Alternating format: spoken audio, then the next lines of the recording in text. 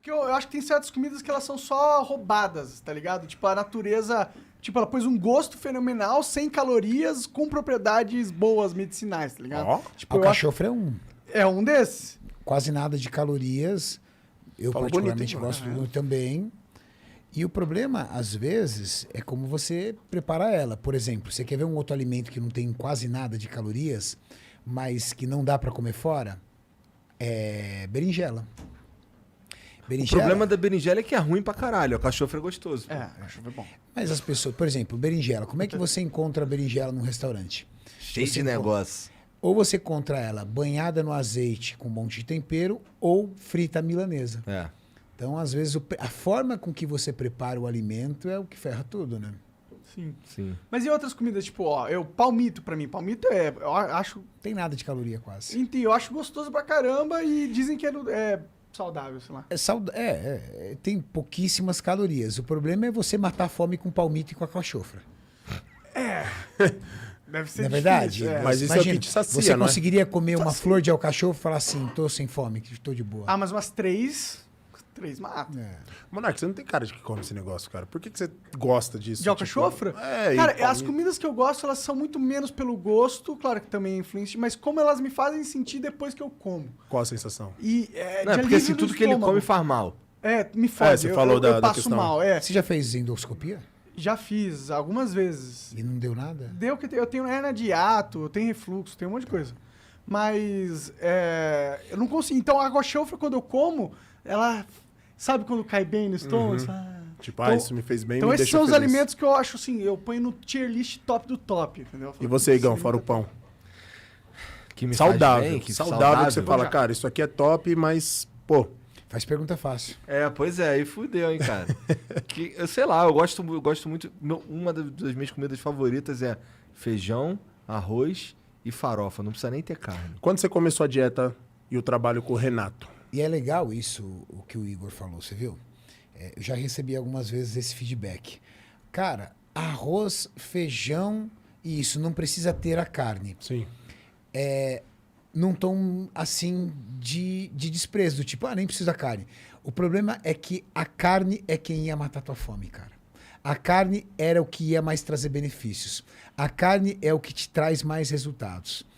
Independente de questões, vamos dizer assim, de questões culturais, Vegano, vegano, vegetariano, vamos tirar de lado sua forma de pensar e encarar sobre isso. Vamos falar sobre nutrição. As proteínas de fonte animal, carne, frango, ovo, peixe, é o que traz maior volume de benefícios dentro da nutrição. Se você pensar nessas proteínas, nas frutas e nos vegetais, é um mundo ideal. O mundo ideal é se você ficasse com o máximo possível de frutas e vegetais dentro de uma quantidade adequada de proteínas de fonte animal. Porque as proteínas de fonte animal têm o que nós chamamos de aminoácidos essenciais, que é o aminoácido que o seu corpo não produz. O nosso corpo produz aminoácidos não essenciais. As proteínas são divididas... Imagina a proteína como um trem. Vagões ligados formam uma proteína. E digamos que chapas de aço ligadas formam um vagão. O nosso corpo pega a proteína, quebra em peptídeos, pega os peptídeos e quebram em aminoácidos. E a gente só absorve aminoácido. Só que a gente absorve o aminoácido para produzir proteína novamente, para a constituição dos nossos músculos e tecidos. Dentro desses aminoácidos, você tem os essenciais e não essenciais. Não essencial, seu corpo produz. Você é capaz de sintetizar. Glutamina, por exemplo. A glutamina é um aminoácido não essencial, que é o aminoácido mais abundante no teu corpo. E quase todos os seus órgãos são capazes de produzir, de sintetizar glutamina. Só que você pega a leucina, por exemplo, isoleucina, valina, entre outros, que são aminoácidos essenciais, esse seu corpo não produz. Só que você precisa desse conjunto de aminoácidos para poder produzir tecidos e músculos. Então, as proteínas de fonte animal são as proteínas que mais têm aminoácidos essenciais. Entendi. Isso não significa que se eu o comesse- vegetariano ou vegano tá ferrado. Ele vai ter que ter um pouco mais de conhecimento de nutrição. Vegano não bate proteína. Vegano tem que bater aminoácido. E aí o cara tem que estudar um pouco. É só tomar umas cápsulas. Na verdade, não é tomar uma cápsula, porque eu não vejo sentido você tomar cápsula de proteína. Seria mais você estudar um pouco e ser mais variável.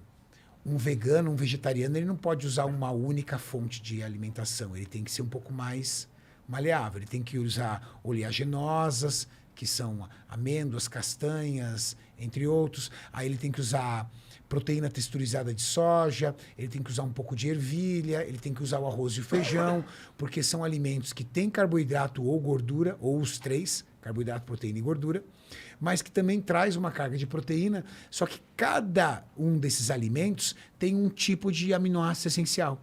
E aí você vai juntando, por exemplo, são 9 aminoácidos essenciais, tá? O arroz não tem os 9. Só que a porção de arroz e feijão junta os 9. Ah, é? Olha lá, que interessante. Então, o vegano, o vegetariano, ele precisa ter um cardápio mais diversificado. Um onívoro, a pessoa que come carne, ele não precisa disso. Se ele quiser, por exemplo, só comer frango, ok. O frango já tem todos os aminoácidos essenciais que você precisa. Se ele quiser comer só ovo, ok. Whey protein, que é uma excelente fonte de proteína. As proteínas de fonte animal, elas são mais fáceis no que diz respeito a você conseguir aminoácidos essenciais. Vocês conhecem atletas de fisiculturismo que são veganos ou vegetarianos? Eu conheço, mas nenhum grande campeão. É. É muito difícil. Porque você sabe qual a dificuldade que o vegano e vegetariano sempre vai ter em fazer dieta? É que a maioria das proteínas de fonte vegetal vem com os outros 2 macronutrientes, carboidrato e gordura. Por exemplo, amêndoa, castanha, amendoim, ela tem proteína. Só que ela tem 50% de gordura junto. Ele vai acabar comendo mais gordura, mais carboidrato que ele não precisaria comer se ele tivesse uma dieta O carnívora. resultado Sim. final não vai ser igual ao. Mas ele que você consegue viu. ser. Ele consegue ser. Vai ser um pouco mais difícil. É uma Só que não luta mais consegue, difícil. né? Se ninguém nunca ganhou, não consegue. Talvez não seja por isso. Talvez a população de veganos e vegetarianos ainda não seja tão grande ao ponto de ter grandes representantes no fisiculturismo. Faz sentido. A gente precisaria ter um cara com potencial genético e com essa cultura fazendo esse trabalho para olharmos e falar assim, vamos ver até onde. Vocês chegaram a assistir aquele documentário Dieta dos Gladiadores? Não. A Dieta dos Gladiadores é um documentário que faz uma pressão, vamos dizer assim, para que as pessoas vejam o veganismo e o vegetarianismo como um estilo de vida muito positivo. E aí eles colocam algumas coisas ali, que aí agora estou dando minha opinião, que eu discordo. Por exemplo, ele colocou um fisiculturista lá, dizendo que ele era um fisiculturista campeão por ser vegano. Só que eles falaram do meu esporte. Aquele cara, se tem uma coisa que ele não é campeão.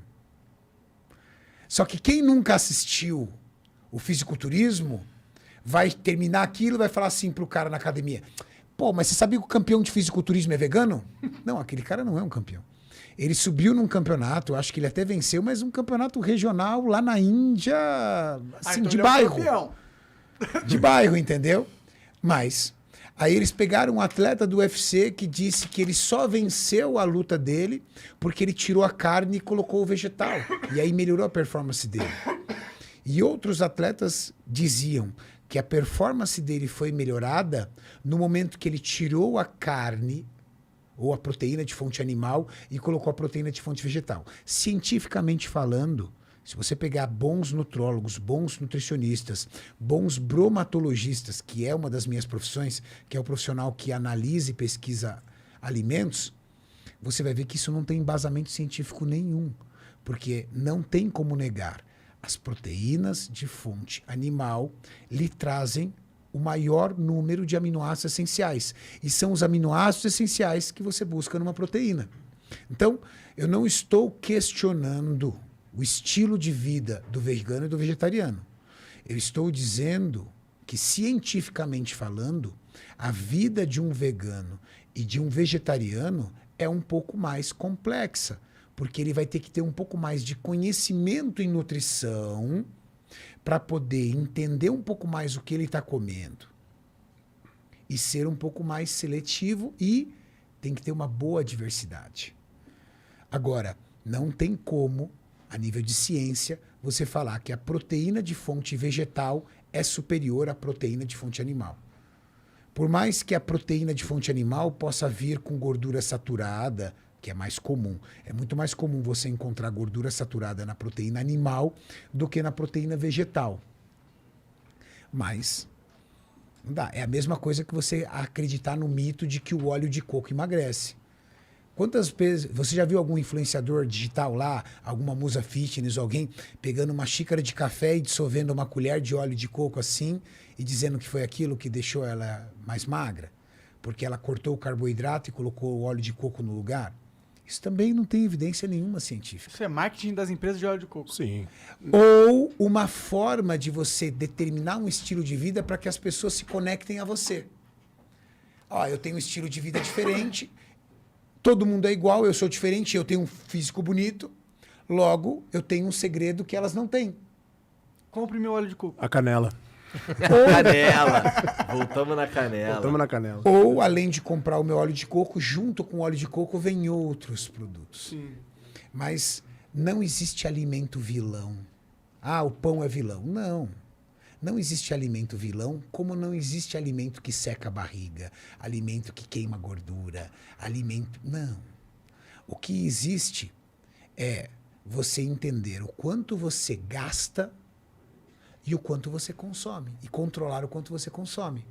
Dentro do quanto você consome, o quanto mais saudável você for naquele grupo de alimentos que você vai trazer calorias, melhor você vai ter em relação à digestão, à absorção, à qualidade da microbiota do seu intestino.